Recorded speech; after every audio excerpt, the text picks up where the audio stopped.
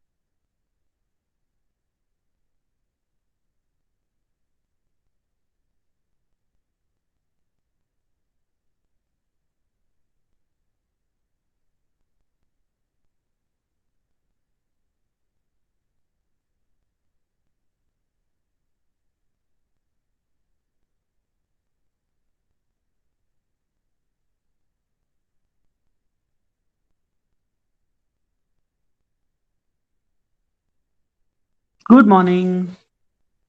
Good morning, sir. Good morning, sir. Good Good morning, morning, sir. sir. Good After morning. a very, very, very long time, I'm seeing you all. It's like since ages I haven't heard you guys. So, yes, I'm back here. And finally, I think we will be able to put a full stop to this unit. So, so today we will start with the point where we had left last time. So I know that it's been quite a gap. So just as a reminder, we had started with the catabolic part, catabolic process of hydrocarbons. And I think we dealt with terminal oxidation, right? So is it okay if I give you around 4 5 minutes to quickly go through the terminal oxidation part? If you want, I would also cast it out to you guys and just take 5 minutes, quickly go through it, and you can tell me what exactly is happening over there. And then we'll go to the next part of it, which is the subterminal oxidation.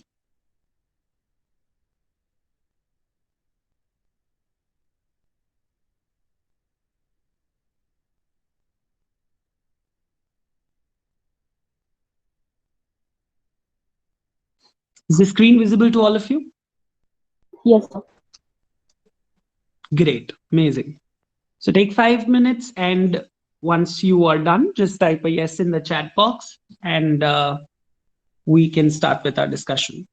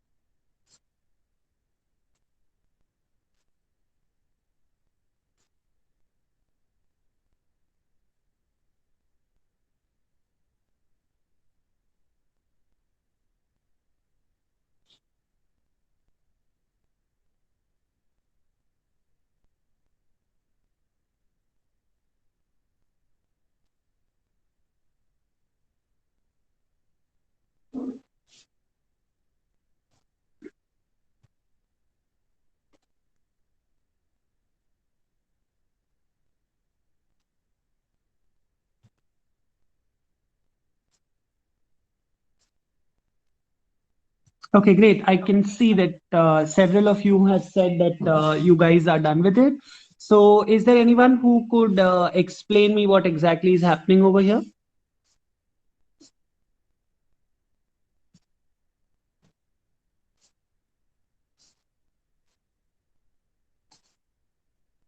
Anyone voluntarily? I'm not going to name you guys. It's up to you. Whoever wants to take the initiative can go ahead.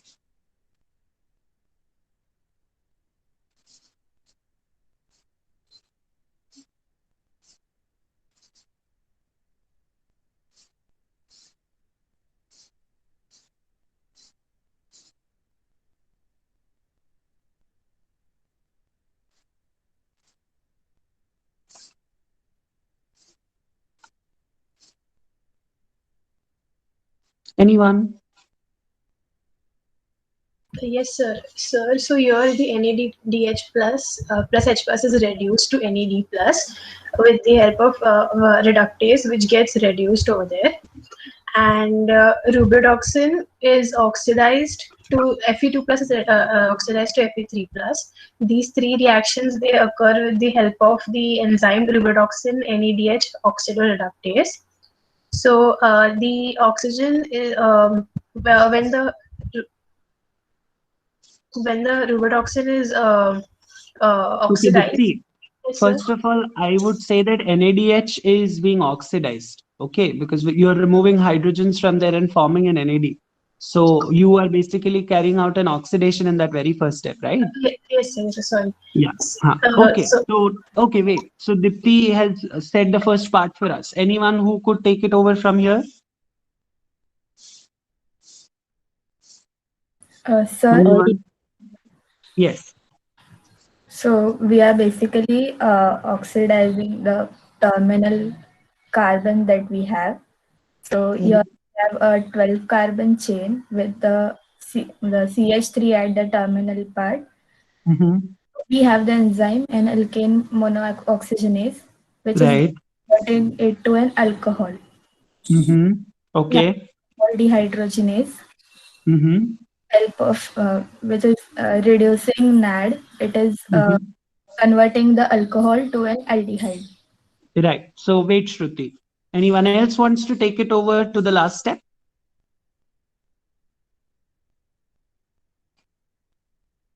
So in the last step, with the help of aldehyde dehydrogenase enzyme, the NAD is again reduced to NADH and H plus, and with the help of water molecule, we convert the aldehyde to acid.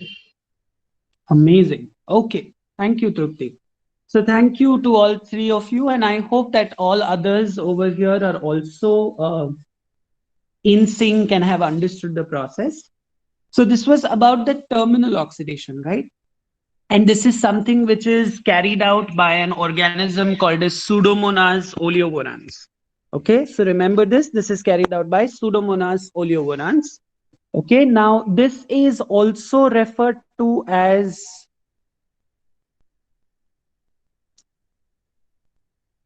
can you see what I have written at the base? Omega oxidation. Okay, so this is also referred to as the omega oxidation process. Okay, so in your syllabus, unfortunately, I don't know why, but it has been shown as two different headings. Wherein you will see in catabolism part itself, they speak about the terminal and subterminal oxidation in the first part, and then they speak about omega oxidation seen in yeast, Corynebacterium, and Pseudomonas. Okay, so this is again going to be seen there as the same thing. So we'll not be repeating it. Remember that it's the same pathway. When we see the syllabus today at the end, I will tell you what I'm exactly talking about. But please remember that this is also going to be referred to as omega oxidation. Now, these are the organisms which are capable of growing with long chain hydrocarbons. So you can see that there are all different kinds of organisms there, ranging from Pseudomonas fluorescens to Pseudomonas aeruginosa. You have Acinetobacter calcoaceticus. You also have Mycobacterium smegmatis. You have Nocardia petroliophila. So from that itself, you understand that it is something which grows on hydrocarbons. You have Candida lipolytica. very commonly utilized as a strain because people are trying to explore its utility for developing alternative fuels. Also, these days it's a fad to refer to it as biofuels. Then you have Torulopsis, you have Cephalosporium, you have Arthrobacter species. You also have Corynebacterium glutamicum, which is being, used, or it is being tested or explored for its ability to break down long chain hydrocarbons and give out some important metabolites which are commercially significant, right? So these are all different organisms. You don't have to remember all the names, at least remember two examples, right? So I am sure that most of you are going to end up writing Pseudomonas fluorescens and Pseudomonas aeruginosa, but I would say that one Pseudomonas and another, you could remember any other of the examples listed out there. Okay, now we will move towards the concept of subterminal oxidation.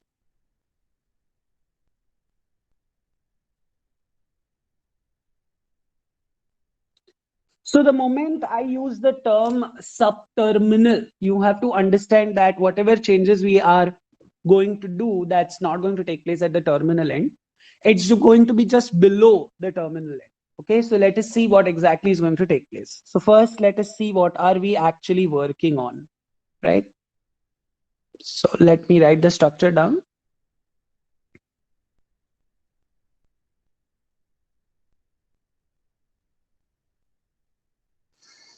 So this is the structure that we are going to act on, and we have written those carbon, sections separately where we have some golmaal that's going to be carried out. So the steps are very, very similar. The steps are not going to be different. It's going to be very similar to what you have seen earlier. So let us see what happens in the very first step. The very first step is going to see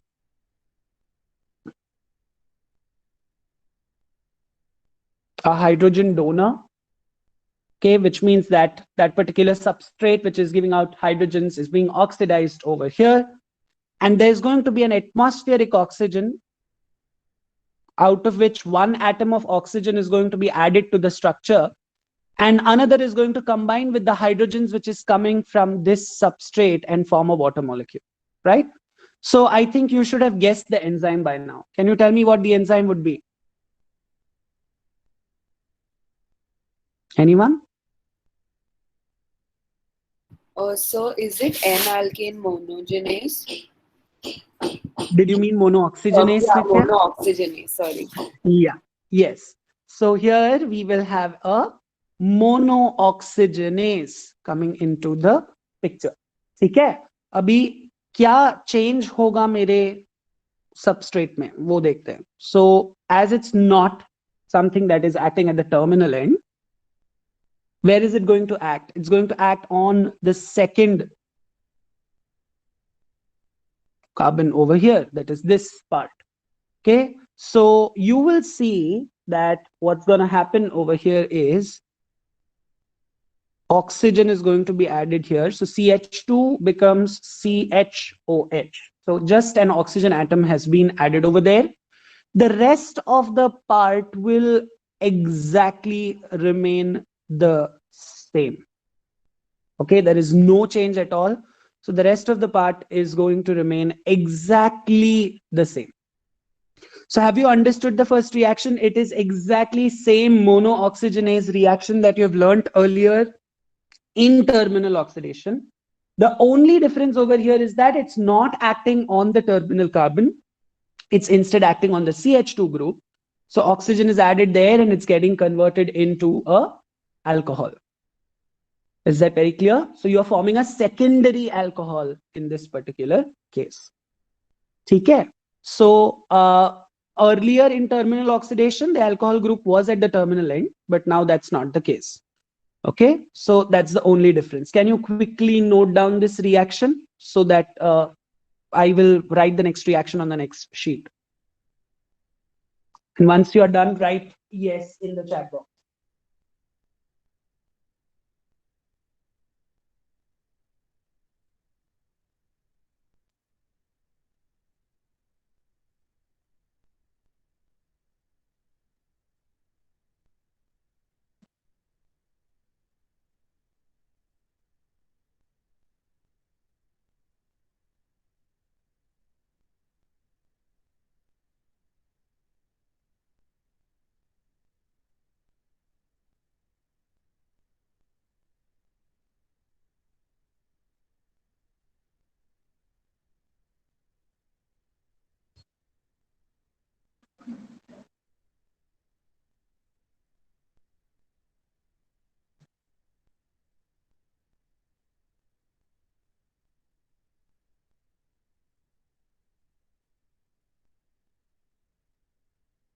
Okay, fantastic. So I can see that majority of you have completed writing it. So let us quickly move to the next reaction. Okay. So let us see what the next reaction is all about. So right now we have this secondary alcohol with us, which is being written like this.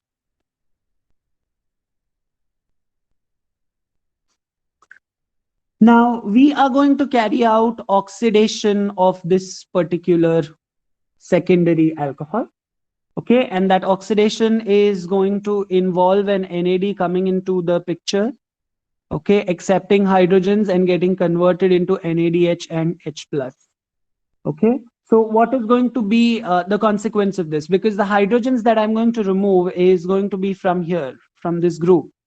So what I will end up with is CH3, C double bond O, because both the hydrogens are gone. Okay, CH2 will remain as it is, and the rest of the part will also remain as it is. So now what I have done is the same thing that you saw in terminal oxidation, that I have converted a secondary alcohol. Not, sorry, exactly the same, but it's different. What we have done over here is we have converted it into a ketonic group. Okay, हमने hydrogens निकाल दिए और इसको ketonic group में convert किया. अब क्योंकि ये ऑक्सीडेशन है, तो तुम्हारे दिमाग में एंजाइम नेम जो है वो ऑलरेडी आ जाना चाहिए. Okay, because you know what is normally the enzyme for oxidation. So the enzyme is going to be a dehydrogenase, and because you have removed hydrogens from a secondary alcohol, we will call it as secondary alcohol dehydrogenase. Okay, so it's very simple. You have just removed hydrogens from the CHOH group. The hydrogen acceptor is NAD, which is getting converted into NADH and H plus, forms the ketonic group there.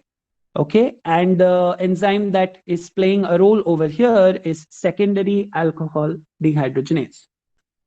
Now to this, we are going to again subject it to a monooxygenase reaction. Now you would say that अब monooxygenase क्यों करना है? अब हम किसको और oxygen add करने वाले हैं यहाँ पर? So that's the game. So let us see what exactly are we going to do.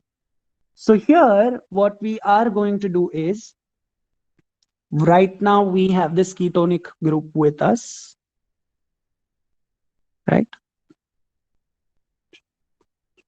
Okay. To this, we are going to subject it to a monooxygenase reaction. Matlab, there has to be a hydrogen donor which gets oxidized simultaneously. Atmospheric oxygen will come into the picture and get converted into H2O. So one oxygen atom has to be added to this structure. So where is it going? So CH3, C double bond O, O, CH2.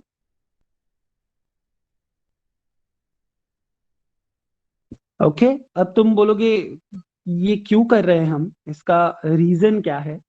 So you will very soon understand why we are doing this. Okay, so here we are having an ester linkage right now. Okay, so that ester linkage is going to be broken to release out a specific section, and then the rest of the compound will be dealt with. So what is that and how it will be done, we'll see that in the next reaction. But here right now we are missing something, and that is the name of the enzyme, which is monooxygenase. Have you understood these two reactions? Just all of you can type a yes if you have understood both the reactions over here.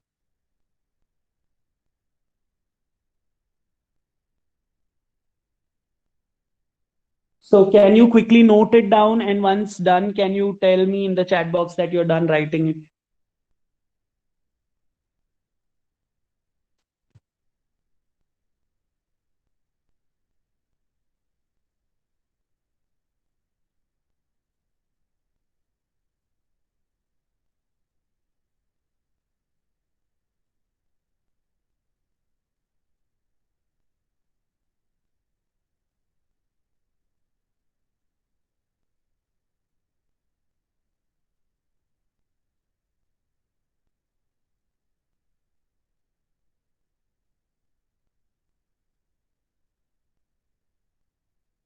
Done writing both the reactions.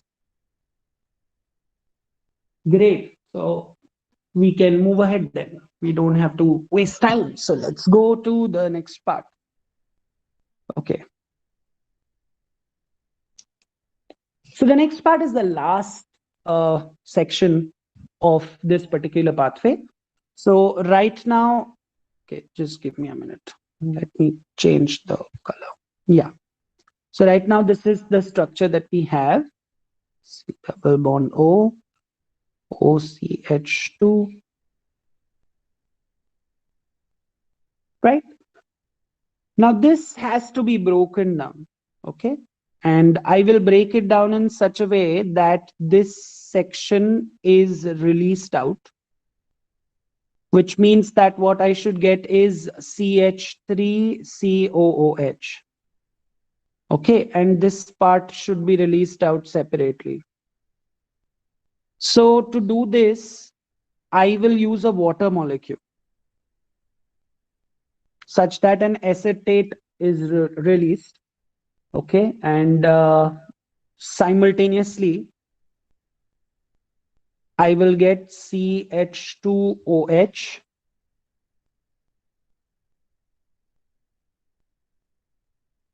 which is released out with the rest of the hydrocarbon. So the enzyme that functions over here, because we are taking advantage of the ester linkage over here, and we are breaking it at that point, it's going to be referred to as acetyl esterase. Okay, so it's going to be referred to as what? Acetyl esterase. Such that you release an acetic acid group and the rest of the hydrocarbon, which would be broken down further.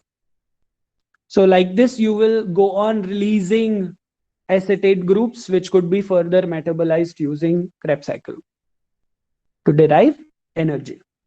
Now you will say that how, or rather which organisms first of all do this? Because for terminal oxidation, we said that, okay, Pseudomonas does it. But for subterminal oxidation, do we have a lot of organisms which do it? So specifically, this has been studied in Nocardia. So Nocardia species follow this subterminal oxidation. And this particular metabolic process has been studied using labeling experiments. So, you know, just like we used to talk about EMP and ED pathway, and we used to say that भले हम दो अलग processes के बारे में बात कर रहे हैं, but हम लोग उसको कैसे आइडेंटिफाई करते थे कि यहाँ पे EMP हो रहा है या ED हो रहा है? Can you tell me कैसे आइडेंटिफाई करते थे? एक तरीका था ना जिससे हम आइडेंटिफाई करते थे कि ये EMP है या ED है. उसके ऊपर आपको कई बार उसके MCQ questions भी आए हैं. Sir, we used to, depending upon the carbon atoms that were released. In carbon atoms of what? Spectrometer. Right. I agree that you were using labeled carbon atoms, but किसका carbon आप check करते थे? Which compound?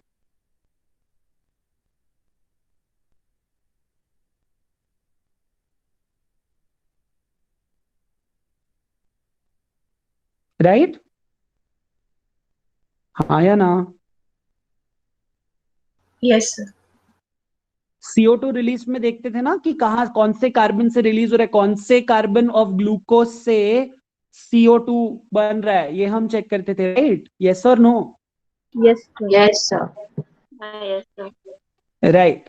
So similarly here also, if you are performing labeling experiments, you have to understand that जो तुम्हारे carboxyl group का carbon है, okay, so that basically is going to be tested out here, because in terminal oxidation you will see that the carboxyl carbon is going to be the C1 group of acetate. Okay, while in subterminal you will see that the carboxyl carbon is going to be the C2 part of the acetate. मतलब तुम्हारा जो भी hydrocarbon है वो hydrocarbon का C1 is going to remain as the first carbon in carboxyl group of acetate, while in subterminal you will see that it is going to become the second carbon, यानी कि carboxyl group का जो carbon है, that's going to be the second carbon of your hydrocarbon. I don't know if you have understood this. Let me show you this particular part. अभी अगर तुम इस पूरे स्ट्रक्चर को देखोगे, ये वाले स्ट्रक्चर को ध्यान से देखो, तो इस स्ट्रक्चर को अगर तुम देखोगे तो you should realize that which carbon is becoming part of carboxyl group. It's C2, right? Do you agree to this now? Yes, sir. Yes. हाँ, बट यही अगर टर्मिनल में होता तो तुम्हारा जो कार्बोक्सिल ग्रुप का कार्बन है वो कौन सा कार्बन होगा? C1. हाइड्रोकार्बन का C1. So by checking that which carbon of your hydrocarbon is becoming the carboxyl group, whether it is C1 or whether it is C2, you can find out if it's a terminal oxidation or if it's a subterminal oxidation. Are you understanding this, everyone? Yes, Yes, sir. sir. Have you written this reaction? Yes. Yes, sir. Others, have you understood this? Yes or no? Type it Sir. if you are not going to speak. Bolo. Sir, will you please repeat? Yes, sure. अगर समझो ये left hand side वाला structure पे ध्यान दो, ठीक है? ये लेफ्ट हैंड साइड वाले स्ट्रक्चर को एक हाइड्रोकार्बन करके कंसिडर करो. Do you agree that this C double bond O is going to be the carboxyl carbon when it is going to be broken down? Do you agree till this point? Yes, sir. Yes. So don't you think that ये hydrocarbon का second carbon has become a carboxyl group? Do you agree? Yes, sir. हाँ. So in case of subterminal oxidation, which carbon of the hydrocarbon became the carboxyl group? C2, right? Second, yes. हाँ. Why did this take place? Because all the jhol jhapata has been done with this subterminal carbon and not with the terminal carbon. But in terminal oxidation, you are completely working only with the terminal carbon. So there, which carbon of the hydrocarbon might give you the carboxyl group? That has to be the first carbon. So can I check using labeling experiments whether C1 or C2 of the hydrocarbon is becoming a part of carboxyl group and come to a conclusion whether it's a terminal oxidation or a subterminal oxidation in an organism? Yes, sir. I can, right? Yes. So all of you have now understood this? Yes, sir. Yes, sir. Yes, sir. So see, this is, especially for an organism where you don't know what is taking place, whether it is a terminal oxidation, whether it's a subterminal oxidation. So there you can use labels and you can find out that which carbon, whether it is C1 or C2 of the hydrocarbon, which is becoming a carboxyl group. Okay. Now, this was about, alkanes. Your book, or rather your syllabus, is focusing on alkanes. But if you had alkenes, we don't have it, we are not going to study the pathways, but if we had alkenes, what is going to be the difference? There are organisms which will utilize alkenes also. It's not that there is no possibility of alkenes being utilized. ऐसा नहीं होता. Alkenes can also be degraded by microorganisms. The first and foremost concern there would be to break the double bonds. Okay, so double bonds break करने के लिए maximum organisms will use water. Okay, so they will use water such that to one carbon hydrogen is being added and to the other carbon hydroxyl group is being added so that the double bond is broken down. And from there, then the reactions will look quite similar. So the basic focus of microorganisms who utilize alkenes is going to be first to break the double bonds, for which they will use water molecules. And the rest of the reactions will look quite similar and will go smooth. Okay? Fine. So now, when we talk about omega oxidation, as I said, your syllabus speaks about omega oxidation in number 1, yeast and Corynebacterium. And second, it speaks about omega oxidation in Pseudomonas. So these are the two things, out of which this is nothing but the terminal oxidation that you just studied in the last lecture. Okay, so this is something that we are already done with. What we are left with is this part, the yeast and Corynebacterium, which means that the process in both is going to be similar. It's going to be the same. Now you can ask me a question that, sir, why are we not writing the reaction over here, and why have you put a photograph? There is a reason for it. So there is an error in the book, and I wanted that error to be corrected out right away so that you don't go ahead with that mistake. Okay, so it could be a printing error, or maybe, you know, the PDFs that we have, we don't know if they are the original versions, and Gottschalk now is not being printed and published since a very long period of time.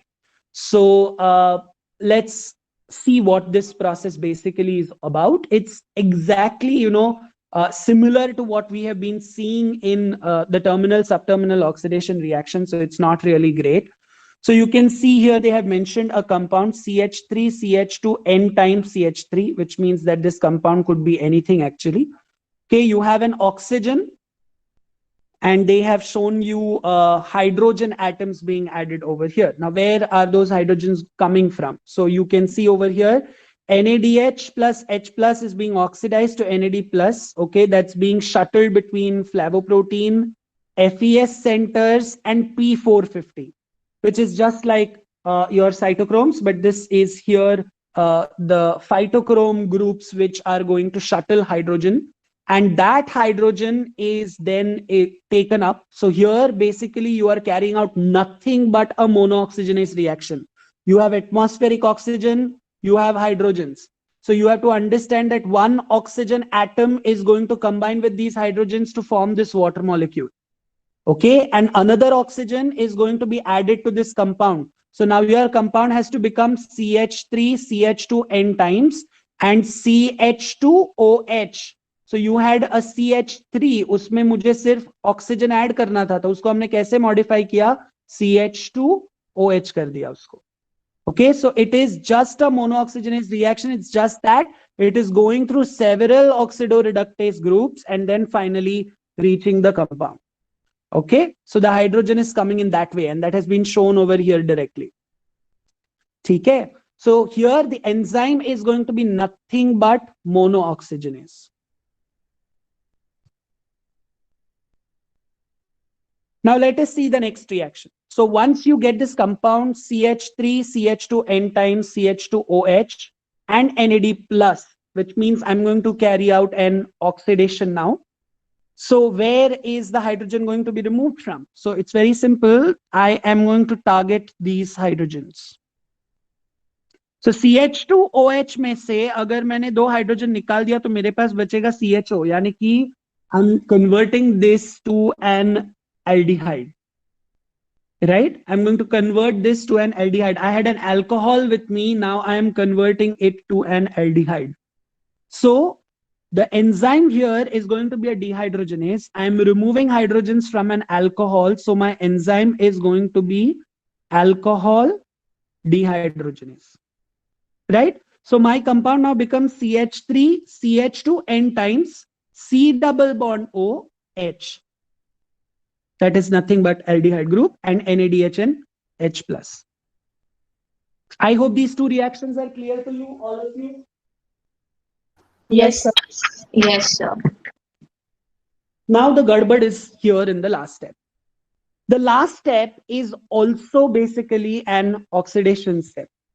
Okay, so here it should not be NADH, it should be NAD plus. Now this error is there in the book. So I want you to make the correction. I mean, you write it correctly in your book so that whenever you read the book, you are not going ahead with the wrong thing. Okay, so CH3, CH2N, C double bond OH, NAD plus, and an H2O is being added. The purpose here is to just add an oxygen in the process. Okay, such that we convert this aldehyde to an acid so that we make this C double bond OH. So it becomes COOH. So it will be CH3, CH2N, C double bond OH. So we have converted an aldehyde to an acid. Okay, and the two hydrogen from the water molecule is going to be taken up as NADH and H plus. So the enzyme over here is going to be referred to as aldehyde dehydrogenase. And in that process, you're also going to add an oxygen and make it as a carboxyl group. So obviously, there are going to be intermediates in this. This is not going to be a single step reaction. Okay, wherein there are going to be intermediates. जैसे हम वो इसमें पढ़ते थे अल्डोलेज and कीटोलेज में, जहां पे intermediates होते थे. सो इंटरमीडिएट स्टेप्स होंगे इसमें. यहाँ पर हमको सिर्फ डायरेक्ट रिएक्शन बताया हुआ है. Okay, so you have to just remember that it shouldn't be NADH, it has to be NAD plus and H2O, which further helps you convert the aldehyde to an acid, and what you get is NADH and H plus. So three-step reaction begins with a monooxygenase, okay, wherein hydrogen is being shuttled from NADH and H plus via flavoproteins FES and P450 group, and you get an alcohol and water molecule. That alcohol is oxidized first by alcohol dehydrogenase, such that you're left with an aldehyde and NADH and H plus. Post which you're further carrying out an oxidation by converting aldehyde into an acid. Water molecule is involved and hydrogen is shuttled to NAD so that you form NADH and H plus. And the enzyme is going to be aldehyde dehydrogenase. So quickly note these reactions down and please note NAD plus correctly over there. Once you are done, type done in the chat box.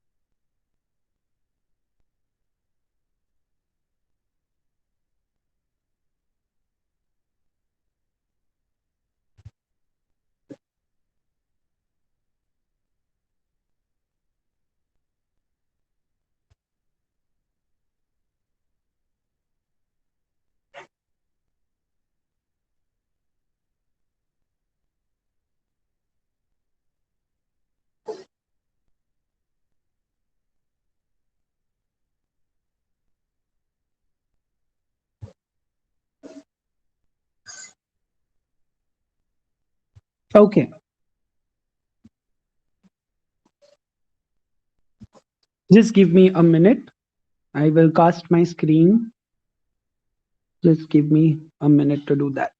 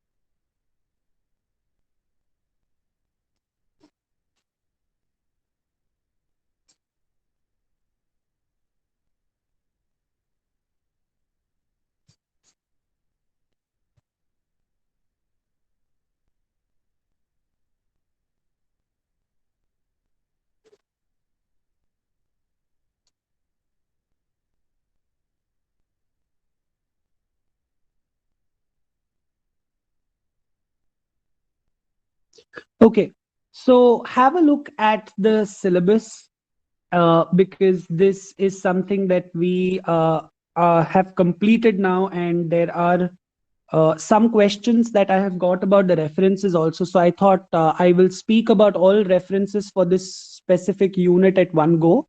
So you can note it down if you have missed something. So for 1.1, to begin with 1.1.1, you can read lipids and their functions from Stanier. Okay. 1.1.2, which is action of lipases on triglycerides and tripalmitate, you can read it from Leninger. 1.1.3, that is C section in your syllabus, which is phospholipids and their properties. That's again from Stanier. Then your D section, which is common phosphoglycerides in bacteria, that basic part is from Matthew, but you can also refer to it from Gottschalk and White. Okay. But Matthew book is there, I think, in your drive also, which I had provided to you in the beginning. So have a look at that. In 1.2 section, the A part, oxidation of saturated fatty acid, beta oxidation pathway. So the pathway is basically from Gottschalk, while the energetics of beta oxidation is going to be from Leninger. Okay. Then the oxidation of propionic acid part is from Gottschalk, and the degradation of PHB is also from Gottschalk. While 1.3a, that is biosynthesis of palmitic acid, is from White. Biosynthesis of phosphoglyceride is from Gottschalk. You can also refer to some part of it from White, but White may not have a lot of details. I think I told White to someone earlier, but I think stick to Gottschalk. Then biosynthesis of PHB again is from Gottschalk. The biosynthesis and degradation part of PHB is one below the other, if I'm not wrong. So you will not have difficulty in finding that. Then 1.4, which is the oxidation of saturated aliphatic hydrocarbons and alkane, is from Gottschalk. So that includes both the terminal and the subterminal oxidation. So here the problem is that omega oxidation has to be the major heading under which it has to be 1 and 2. Okay, so omega oxidation pathway is the major heading. Under that it is pathway in Corynebacterium and yeast and pathway in Pseudomonas. So they are not three different topics, but omega oxidation is the major topic under which you have two subtitles. So pathway in Corynebacterium and yeast is from White. Okay, it's from David White. While in Pseudomonas, I already told you that it is the same as your A part of 1.4, which is the terminal oxidation. So it's again from Gottschalk. Okay. So are all references clear to you now? Any Yes, questions sir. with references? Yes, sir. Yes, sir. Any question that you have with references, please ask it right away so that there is no confusion at a later point of time. So we don't have to worry about the references of this unit. Great. So I don't see any questions coming up. So from the next lecture, we will start focusing on the next unit. We will take some time to revise the pathways that we have done, but not right away, for a basic reason that there are a lot of things that are lined up. There might be Utsavarohan being declared as non-instructional. There might be internals coming up. Then there will be a lot of lectures at stake. So I don't want to take a risk because the second unit is a little heavier. I won't say difficult, but a little heavier because it deals with proteins and nucleic acids. So the first section of the unit speaks about the protein catabolism, wherein you will be learning first about enzymatic degradation of proteins, which is quite theoretical. And post which we will speak about different reactions, which speaks about how single amino acids are metabolized. And then we will start with some pathways too, because we will be speaking about catabolic part first, post which we will also see how amino acids are synthesized. Okay, so we know that some amino acids could be synthesized by microorganisms. So how do they do it? And we will not be obviously learning the synthesis of all 20 amino acids. That is practically impossible. But we will be seeing at least one group, that is the aspartate family, how the members of aspartate family synthesize, because you have to understand that amino acids are grouped into families on the basis of the precursors that they are formed from. क्योंकि एक amino acid से बहुत सारे अलग amino acids बनाए जा सकते हैं, तो वो एक family में group होते हैं. तो वो एक family के जो synthesis reactions है वो हम पक्का पढ़ेंगे. So amino acid synthesis of aspartate family will surely be dealt with. Post which we will step into nucleic acid catabolism. So protein by itself is huge. You can see that 5 and 4, that's around 9 lectures allocated only to proteins, while nucleic acid is around 6 lectures. Nucleic acid catabolism will see about how nucleic acids are broken down, and we will also see how many a times they may not be broken down but might be just reused. Okay, so that will be seen, post which we will speak about how nucleic acids are synthesized from the scratch. So you will be seeing how your nitrogenous bases are synthesized first, because we need, the major part there is the nitrogenous bases. So how those nitrogenous bases are synthesized, how pyrimidine nucleotides and purine nucleotides are formed, that we will be seeing.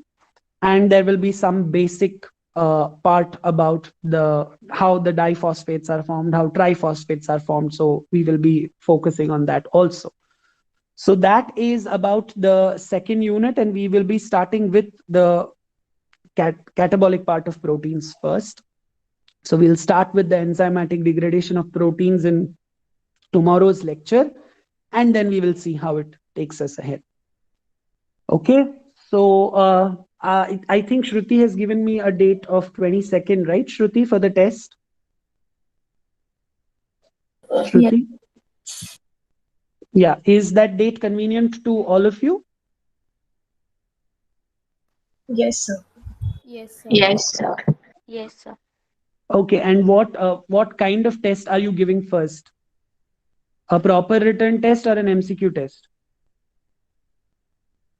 See, because I have to frame paper accordingly. So take your call and tell me कि क्या test पहला दे रहे हो आप? MCQ test या you want to give a proper written test?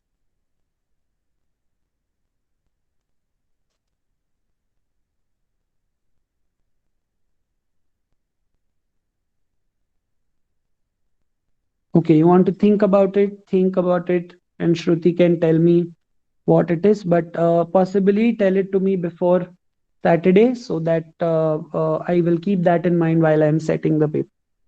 Right? Yes, sir. Anything else that you want to ask, you want to know, or else we are good to stop?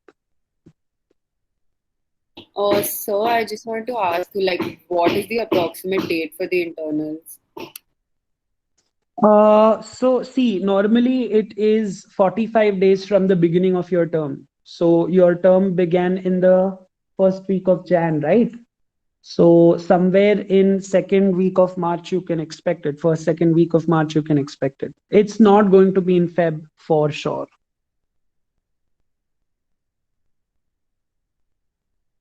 But you know, the month of February will just go like that, Nitya, because 3 days of Utsavarohan, then there will be Samanvay following that.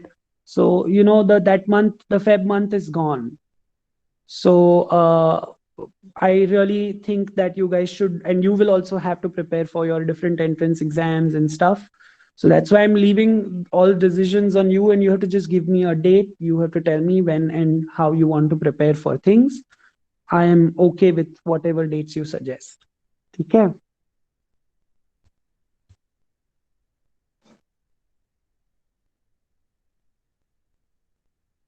Internals, anyways, I don't think will take place in Feb. It has to be in first or second week of March. अब तक कुछ dates आया नहीं है. अगर आया तो I will surely let you know. Okay, sir. Thank you. Yeah. Thank you so much, everyone, and see you all tomorrow. Bye bye. Bye, Bye. sir. Thank you. Bye, Sir, sir. bye. Thank you. Bye, sir. Thank you.